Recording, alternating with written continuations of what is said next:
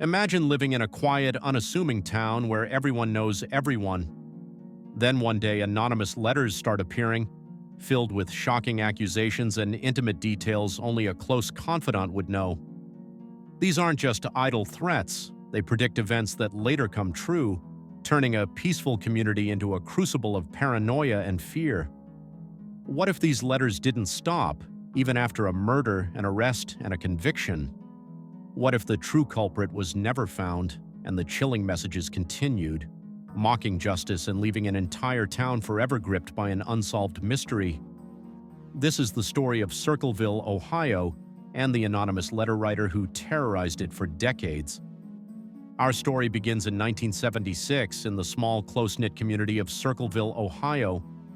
Life here was unhurried, predictable, that is, until the letters started arriving. They weren't just any letters, they were menacing, accusatory, and deeply personal. The first target was Mary Gillespie, a school bus driver and the wife of Circleville Sheriff Ron Gillespie. The letters accused Mary of having an affair that, according to the author, was an open secret. These weren't crude, misspelled scrawls. They were meticulously typed, often on cheap paper, and always signed with the ominous moniker, the Circleville Letter Writer. They felt like they had come from someone intimately familiar with Mary's life, her daily routine, and her deepest secrets. The specificity of the accusations, the confident, almost taunting tone, immediately set them apart from simple hate mail. Mary, initially dismissing them, soon found herself consumed by the escalating taunts. The letters even began to appear on her bus route, placed strategically for parents and children to find, specifically detailing the alleged affair with the superintendent of schools, Gordon Massey. The sheer audacity of these anonymous attacks, distributed publicly, began to chip away at the town's tranquility. Mary and Ron tried to ignore them, to believe they would stop. But the writer had a different agenda. They wanted to dismantle lives. They wanted to sow chaos, and they were succeeding. The terror escalated quickly. The letters weren't confined to Mary alone. Soon, her husband Ron, his family members, and even children of city officials started receiving them, each letter tailored to expose a perceived wrongdoing or secret. The town was gripped by a creeping dread. Who was behind this? Who knew so much about everyone? The letters began to take on a more sinister tone, moving beyond mere accusations to outright threats. Then, on August 19, 1977, the situation took a tragic and baffling turn. Ron Gillespie, fed up with the harassment, took matters into his own hands. Armed with a gun, he set out to find the letter writer, convinced he knew who it was. Later that evening, he was found dead in his pickup truck, which had veered off the road and crashed into a tree. The official ruling was an accidental death, a result of his service revolver discharging, hitting him in the head. However, many in Circleville, including Ron's family, suspected foul play. Was it really an accident? Or was it related to the letters? Was someone waiting for him? The subsequent investigation only deepened the mystery. No definitive answers emerged, leaving the community with more questions than before. The letters, however, did not stop. They continued, even after Ron's death, seemingly mocking the grieving community. One letter sent to Mary declared, "Now you will pay." And pay she did, along with the entire town, in a currency of fear and suspicion. The very next year, in 1978, a mysterious booby trap, a loaded pistol rigged to fire when a sign was removed, was discovered near a school bus stop. The sign explicitly warned, "The Circleville Letter Writer." Police were baffled. This wasn't just a letter writer anymore. This was someone willing to use deadly force. A prime suspect finally emerged, Paul Freshour, Mary Gillespie's brother-in-law. Oddly, Paul had been receiving letters too, criticizing his own alleged affair. Yet forensic analysis of the booby trap pistol revealed markings that vaguely linked it to Paul's own gun. Moreover, a handwriting expert claimed that some of the letters Paul had received were actually written by him.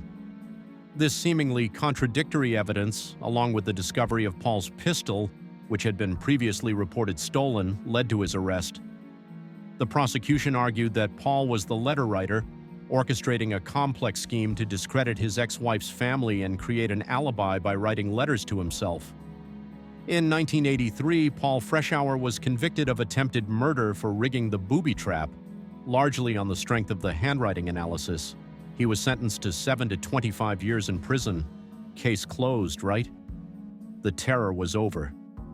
But then an even more chilling chapter began. While Paul Freshour was locked away in prison, the Circleville letters continued to arrive. Not only did they target Mary Gillespie, even accusing her of being complicit in her husband Ron's death, but they also started appearing inside the prison, addressed to Paul himself.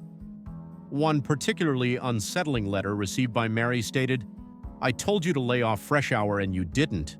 This is the last warning. The big bomb is yet to come." How could the letter writer still be operating if the man convicted was behind bars? The handwriting on these new letters matched that of the original ones, yet Paul was demonstrably incapable of sending them.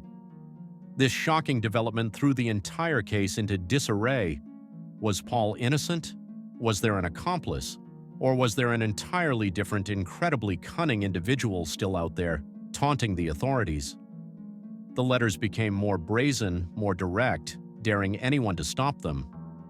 They even mailed postcards from Circleville while Paul was in maximum security, a clear message: "We are still here. We are still watching." Freshour, from his cell, vehemently maintained his innocence. He insisted the entire situation was a setup, carefully orchestrated by someone else to frame him. His appeals were repeatedly denied despite the mounting evidence of continued letters. He became a conduit for the ongoing terror, a victim and a suspect simultaneously. After serving 10 years, Paul Freshour was released from prison in 1994, still proclaiming his innocence. He died in 2012, taking his secrets, or perhaps his unanswered questions, with him. The Circleville letters slowly tapered off over the years, but they never entirely disappeared, sometimes resurfacing sporadically, like a ghost in the machine. No one else was ever charged in connection with the letters or Ron Gillespie's death.